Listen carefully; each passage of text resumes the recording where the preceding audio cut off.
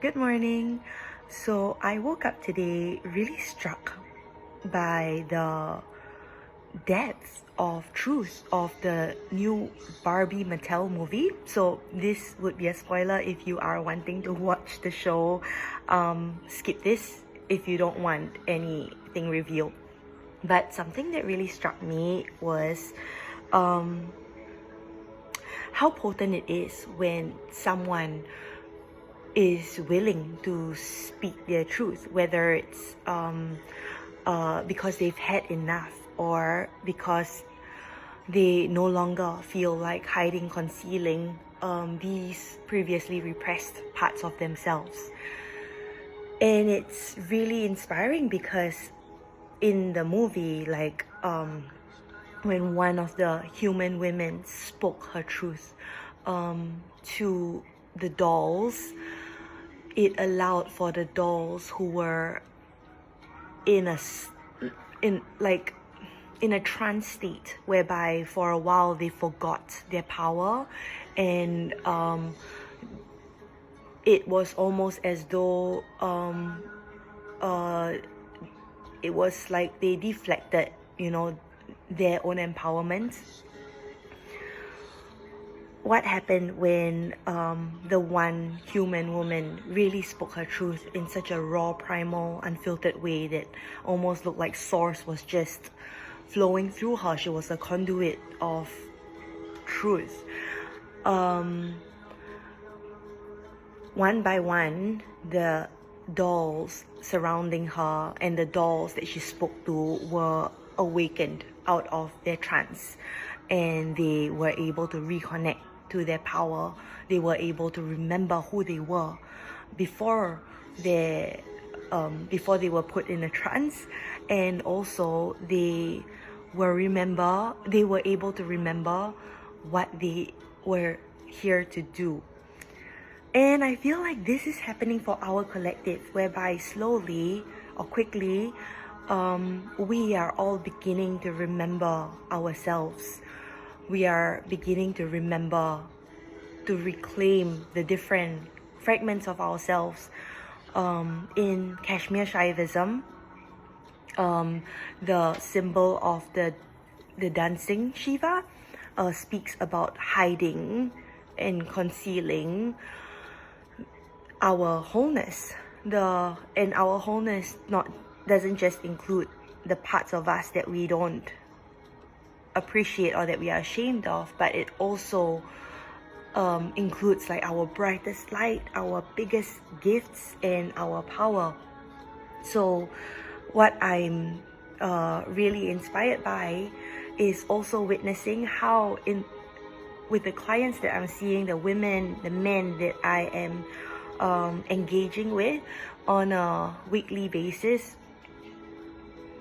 how it's coming to be that more and more humans are really honoring what lights them up and what makes them so excited and fulfilled, and making that their vocation. And what a time too, with the North Node moving into Aries, of us stepping up, being brave, being bold, taking risks, moving into leadership, conscious leadership, new earth leadership, being able to pave the way to create the earth that we want to live in, that we want to be a part of. And it's really the age of Aquarius, of us serving in a way that improves humanity or our collective. And it's no coincidence, I feel, that I watched the movie yesterday, and today is Mary Magdalene's feast day, and Mary Magdalene is the first ascended master that I had a deep relationship with. And it started 2 years ago when I wasn't sure why, but I was very drawn to attend her immersion with Goddess Rising. And even if at that time it didn't resonates so much with me. She had always been a felt presence, and to me, what she represents is a teacher. She's someone who walks her path bravely in spite of what anyone else says, and she was the first Christian because she was the one who saw Christ, or Yeshua, the first, before anyone else did, in his energy body, his car body. And even though it could be, it could be like she left the group of the other apostles because of a falling out, I think with John.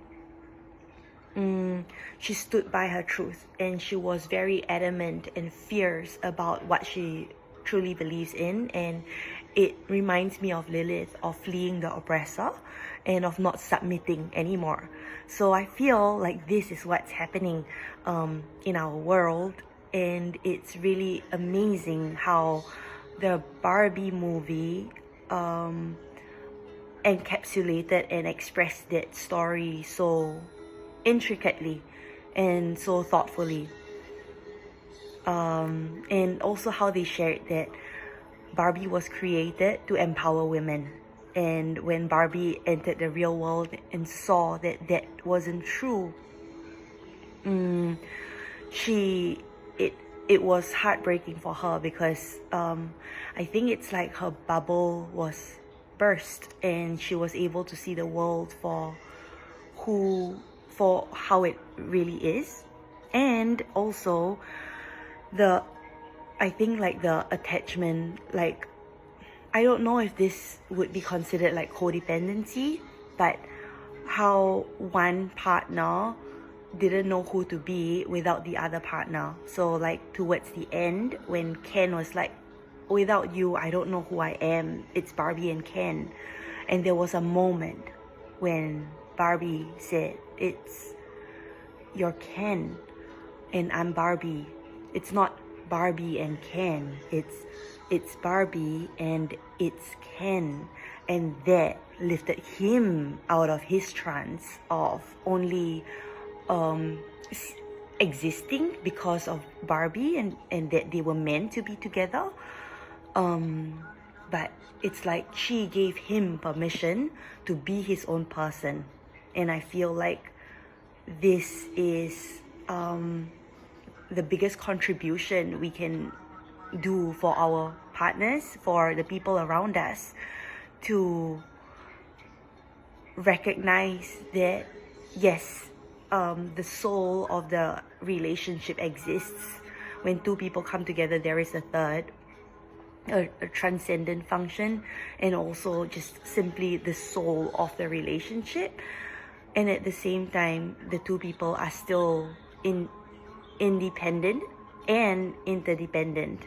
And I feel like this creates such a spaciousness and a liberation for each person to exist and to go through their journeys of life, the journey towards themselves by themselves, which is what every human should be able to do, to discover who they are. And for that, sometimes, most of the time, it is an individual pilgrimage into ourselves.